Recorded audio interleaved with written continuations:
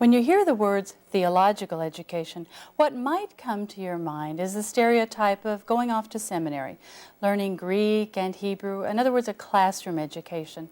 But today on Austin Faith Dialogue, we're talking about a different model, one that brings education for ministry right here to the community. We're glad you joined us. Stay with us for today's Austin Faith Dialogue. Austin Faith Dialogue, at the crossroads of religion and life, a series highlighting the cultural and social interactions between the worshiping and religious communities in and around the capital city. Austin Faith Dialogue is brought to you by the Austin Metropolitan Ministries in cooperation with KXAN. Join us now in Austin Faith Dialogue. Austin Faith Dialogue today is going to be an interesting look at theological education right here in the community. I'm your host, Sandy Wilder, and with me are two guests. First, we have Don Brewington, who's chaplain at Houston Tillotson College, and we also have Norman Cody, who's assistant to the pastor at Greater Mount Zion Baptist Church. And thank you both for coming today. It's glad to be here. We're going to be talking about this religious studies program, or certificate in religious studies program. And I know you, Don, have been one of the administrators and organizers of the program, and Norman, you've been one of the participants. So we'll have two different perspectives on religious studies. Talk a little bit about what was the motivation behind creating a program to educate people for ministry? What was intended? Actually, it was an idea, a concept devised perhaps some years ago, I'd say probably 3 or 4 years ago, maybe a little bit more, between the president of the institution and Dr. G.V. Clark, who is moderator of the St. John's District, which is the Baptist grouping in the city. The idea was to try to reach those persons who were not college educated, those who may even have degrees but just have not had the time to go to seminary, and try to enhance those persons in terms of their church skills, in terms of knowledge towards the Bible. And with that, a couple of years ago, in fact it's been 2 years this year, with the president, with Dr. Clark and a few others, we developed and began to implement the program. It's geared to hopefully meet the practical side of ministry, to reach persons where they are right now. For instance, persons who are actively pastoring, who may need help with church administration, with finding themselves in a new situation in a church setting, and the challenge of getting people to move. How do we deal with that? To look at tax situation, the tax laws have changed so as regards to the church, and it helps when those persons either keeping the records, keeping the books, or the pastor, one, can keep themselves abreast of those laws and the kinds of trends that are going on in terms of taxes for the church. You're right. That really is a different approach to education for ministry. Norman, describe a little bit about your experience, how long you've been in the religious studies program, and what was it that particularly attracted you? I started with the program at its very conception. I needed to, I believe, to sharpen my skills in the ministry, and here was a chance to do it at a time that was appropriate for my schedule, that didn't take me away from my other activities or my requirements with being married and having children. There's responsibilities that come along with it, and we can't just up and go off to seminary like we used to. So therefore, this afforded me the opportunity to get preaching 1 and 2, New Testament, Old Testament, marketing and managing the church, and things of that nature, ministry and marriage, and those type of things, to gather that information, to get it from people that have been to seminary. And it was affordable, and the time frame was right up my alley, and it provided what I needed. And I was enthused about joining, and Dr. Brewington talked with my pastor, and my pastor was excited, and the excitement just ran, and I joined up. That's right. How wonderful to find something that's just almost tailor-made for you in Yes, your ma'am. situation. Well, tell us a little bit then about the mechanics, because Norman has talked a lot about specific kinds of courses. How then does the religious studies program operate? We are a 6-course program, and we use course because the program is an unaccredited program, which is part of the institution. Part of Houston Tillotson College? Part of Houston Tillotson College, as an outreach service to the larger community. It takes 6 courses to complete the entire program. And what we desire with that is to give some a well-rounded base for someone to look at pastoral care, to look at church administration, to look at preaching if you are clergy. And with the completion of the 6 courses, you receive a certificate at the end of the program. It's set up to where you can complete the entire program in 1 academic year. We have 3 sessions, 1 session in the fall, and 2 sessions in the spring. If you were to take 2 classes each session, of course you would complete the program in the 3rd session with 6 classes.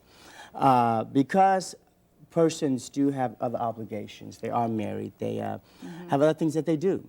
If it's not feasible for you to take 2 classes each session, that's fine too.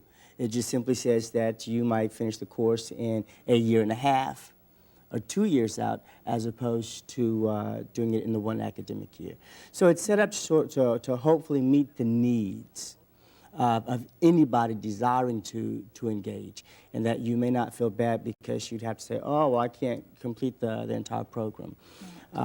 We've had students who will start, and then say the second session they might have to sit out, but they're back the 3rd session. So it's perfectly how it works for you. And you've talked about reaching out to a variety of people, so I wonder who you've had in your classes now since the program has started. Who's there? Men, women, all professional preachers, or who? It's been a very, I guess, a conglomerate of many people that I've encountered. I've been in with 2 preachers, then I've been in with laity and preachers.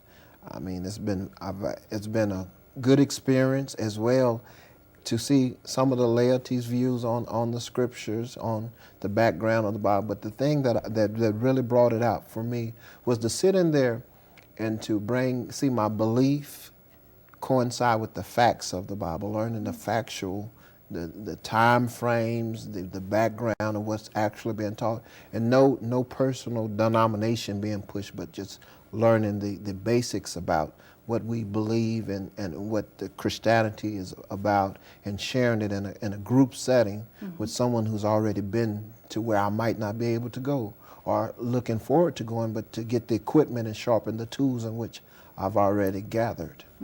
So it sounds as if then your class experience has been really lively. Yes. You're not getting lectures or that kind of presentation, but there's really a lot of interaction in the class, right? Yes, ma'am. There's lecture sections of it, and then there's when we're actually totally involved in the whole sermon, where we're given, like my my preaching sessions. Where Dr. Brewington, I had him for preaching 1 and 2, and he critiqued my sermons that I actually set up and we were in the chapel at the institution, and I preached my sermons, and then he looked at my manuscript, and we went through details on how to gather your information, how to get out of the text actually what's in the text, and then how sometimes we pull out of the text what's not in the text, and making sure that we are sound in our doctrine. How was it for you to have a sermon critiqued? It sounds like that was a new experience. It was quite an experience, but it was helpful to know that where I was abased, and then there were times that I wasn't so much where I thought I was. But it was helpful in knowing that there's a setting where I can go and learn these things at a time frame that accommodates mine, and then an expense that's affordable for me, and to get that I couldn't have gotten at this time right now. that I don't have the degrees to go and get. And you've brought up expense. It sounds then as if the program is really reasonable, within almost anybody's reach. Excuse me. I think we're quite reasonable. We charge $175 per course. Does not include books, that kind of thing. But the instructors are well qualified. In fact, for the entire program, we require anyone instructing a class that they would have a Master's of Divinity or better. Or we do have some classes which are more in the area of pastoral care. Some of those classes are taught by licensed practicing counselors, LPCs. So persons who are actually teaching the course are indeed quote-unquote qualified. They're degreed persons, They're in, degreed the, in, persons the, in the field. Yes. So I think students are getting top-notch quality instruction. It is something that many of them can take and use right away. So the $175 I think is $175 well invested. And once you engage, I don't think that anyone would regret spending that $175 that way. Yeah. Professional development is always a good idea. Now, how does the program get ideas for which particular courses to teach? We start our clergy persons. We have two tracks, per se, and really developing the second one. In terms of clergy persons, there are certain classes that clergy persons must take, and that was set up in its original structure. I have not mentioned myself along with Val Bridgman Davis, who is also an instructor at HT. We both coordinate the program. But if you're a clergy, you have to take Preaching 1 and Preaching 2. That's a must. And then we try to be sure that you have an Old Testament course, a New Testament, a church administration, as well as church administration and the preaching. Did I mention pastoral care? Maybe that's it. Pastoral care. So we try to, for someone clergy, we try to get them that they might be able to touch all of those areas.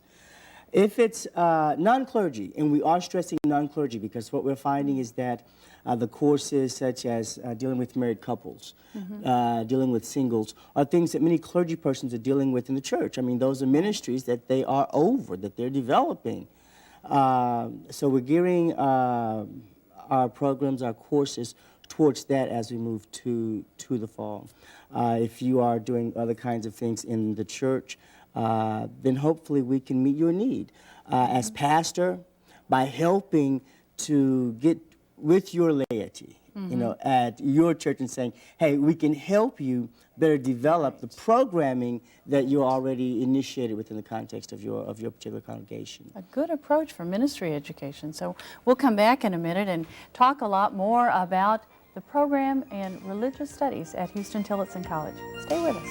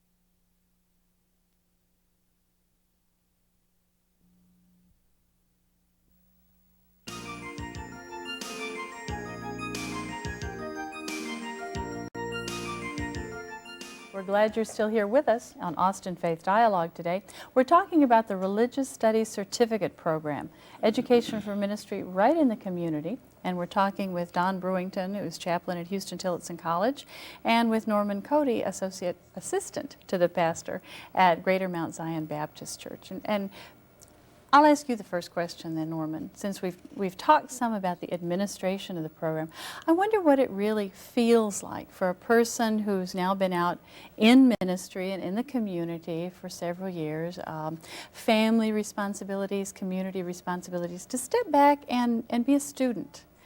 What's it like to be sitting in a classroom as someone instructs you?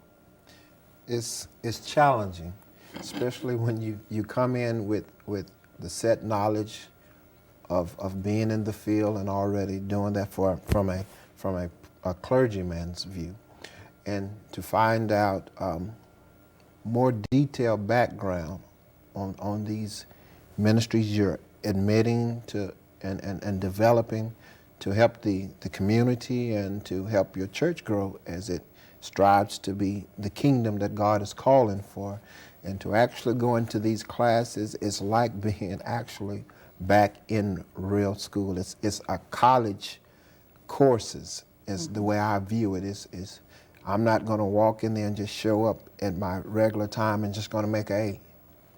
I'm going to have to be there, listening, writing, absorbing the knowledge that's being tread on me, to give back, to see what I've learned. So and then the same thing, grow and be able to help the church in which I'm coming from. Right, so brushing up on the study skills you learned years ago, as well as deciding how to immediately apply some new knowledge. Yes. And I wonder, from your experience so far in the program, before you finish at the end of this next period, we hope, what's been the most useful to you so far, or the most interesting course? What's really stuck out in your mind? The preaching 1 and 2. Reverend Brewington, I preach every fourth Sunday at the Greater Mount Zion Baptist Church where I'm assistant. And one fourth Sunday I stand to preach and there's my professor sitting there. And to see me using that I was taught, you know, because immediately after service I turned to my pastor and he said, "You're a braver man than I am to preach what you've been taught in front of your professor without fear, and then to walk over him to see that I'm really growing in the areas in which I want to grow by participating in the program, and to let me know that I'm using those tools that he has eagerly pushed me to grasp and use. The program has really been an asset. The church talks about the growth, and I see the growth, and I feel the growth in exploring the text, building a sermon, delivering the sermon, and then seeing the benefits of the message that you've worked so hard to compile, put together, and to deliver. Have you noticed any differences in how you operate or how you're able to minister outside of your local church setting? Yes, ma'am. It's been it's becoming more natural. It has opened my broadened my horizon to the other avenues of instituting what I've learned as far as not only just the building of sermon, but in my ministry of marriage class. Not only has it been a blessing to see the problems and identify them, but it's also helped me develop my marriage into a stronger and worthwhile marriage, to exemplify what God meant, and that is to bring Calvary into the marriage and show that love in the marriage form. So you can be living this new knowledge immediately, Yes, right where you are. Well, now as an administrator of the program and as someone who helped design it and is now helping to teach courses, what have you learned along the way about how to do this kind of education? It's hard. It's a challenge, and that probably is truer than I'd like to think, of getting a program off the ground where so often we don't feel the need, trying to connect with persons to say, yes, it's an academic arena. Yes, we're challenging you to think, which might at some point in time challenge your faith if you're not sure where you are right now. and to reach persons and say, hey, let us help you be all you can be. We don't have all the answers, but as we come together collectively, as we seek to share, there is something that we have to offer, and something that is valuable, something that is precious and that can be used now. And in that process, perhaps we can help each other. Knowing, and I guess realizing more than ever what it means to have to constantly reevaluate and revamp. Where we had focused largely on clergy persons, we're now seeing the need, and not so much out of what was there, but some of what has not been there that we've desired to be there. Mm-hmm. Okay. To reach out to more people who are laity in ministry. Yeah, laity, and we do want the clergy. I mean, that's an earnest need, but we need to broaden it to reach more persons, and hopefully, if clergy persons, those who are new in the pastorate, or for whatever reasons that they desire not to come, that at least there would be the kind of openness that says, we are trying to develop our singles ministry. Sister so-and-so, you might want to consider taking this class at HT. It might help as you seek to develop it. So. And now after, what, year and a half, 2 years of doing this Certificate in Religious Studies program, what would you do differently? If you were going to start over again, how might you approach this differently? Get some money. It's hard looking at trying to build a program when you don't really have the resources to get the publicity out. For those persons that you might need to take out to lunch to talk to about the program and really sell. When you don't have the resources available for pushing the program, that also makes it hard. Okay. So it's been just actually word of mouth so far? It's been word of mouth. It's been churches and talking to pastors. That's primarily it. That's primarily it. And we feel decently well about the program. It's not where we would like for it to be, but I think that's a good sign also. Where do you see it being then? Oh gosh, we'd like to have at least 100 to 200 students per session, at least that.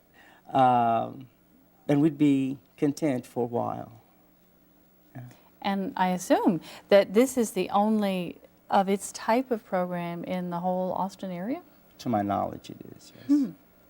A great field then, obviously. Yes, there is, I think, Southern Baptist, there is an offshoot there's another campus where they can take classes. But I think ours is a bit different, and a bit different in that we seek to deal with the practical. We seek to deal with in those areas where persons can immediately go out and say, hey, I can use this. This is going on in our church, even as I'm going through the class. I guess sort of as Cody said, there's some things that we can take and use right now. And that's our desire. And so then as you have spread the word about the Religious Studies program to friends, to colleagues, and whoever else, what have you said to people about what difference the program has made, say, in your life and in what's going on in your congregation? It has really fine-tuned that I've already had, and it has opened, I'm not sure how to put it, it fine-focus your minds on the needed points. I mean, like, just going to the class in the ministry of marriage and seeing the syllabus just really in the 4 books listed there just automatically made me go back and revamp our counseling form of doing things. I mean, in recruiting, I've just told, if I can just get them to the classroom, the teachers, the syllabus, the information would do the rest. And I'm confident in that. How do you think a program like this would work, say if somebody were brand new out of college or very young? and hadn't really had any practical experience in lay ministry or local church ministry. How do you think this would work if someone hasn't had, say, the experiences you have had? I think it would build a strong foundation. It's well organized as far as what is going to be taught and what sequence is going to be taught, and the materials that have been gathered. You can tell that these professors have taken their time to compile their information, to give a good foundation, and then to open your mind to the avenues in which we could work in the midst of this ministry marriage. I hate to keep bringing it up, but that's the most recent class I'm out of, and it just, I mean, just the practical presentation of it opened my mind to parts of counseling that I've never even considered. Wonderful, when one course can make such a difference. And if you were going to, say, talk to the administrators of the program, what would you suggest they do? A specific kind of course, or what? I would like to see an orientation type course, you know, where we could just walk through some of the things they could anticipate happening in the classes, a little more detail maybe on what's actually going to be taught. We have a nice pamphlet, but I believe if they got to meet the professors, the people that's actually teaching, like Rev. McClendon was my first teacher, and Miss Davis, I mean, just overwhelmed me with knowledge and the ability. Dr. Brewington and Miss Sullivan, I mean, these the knowledge that they already have, the accomplishments that they've already have, and then their ability to share what they've already gathered together is just amazing. If we could just get that to those that are interested in it, and those that may not know in which direction they want to go, if they could just get introduced to it. I don't know, if I had the money, I'd like to put it on maybe an announcement on TV or something, you know, or maybe one of the newspapers or something. But sort of, don't be scared. This really is for you. Come on in. And yes, and it's well organized. It's not just a something thrown together. This is really established to those that are serious about knowing and learning all they can in the facets of religion. It meets every need, every interest you have. Wonderful. And we just have, unfortunately, a few more seconds. Any last summary you'd want to say? How about a last push? Our classes, our last session for the fall of the year, or for the spring, is April 7th through May 12th, something about that. April 7th is next week, next Monday. It'll be after this program airs, but you're saying it's not too late. It'll be after this program airs, but you would have missed 1 week, and sometimes that first week we're still settling in and getting books out and all that kind of thing. So if anyone is interested in the Certificate in Ministry program, if you would call 505-3000 and ask for Reverend Davis or myself, we can connect you and get you started this session. You can tell you guys are preachers. Thank you so much for being here. Thank you for being with us on Austin Faith Dialogue. See you next week.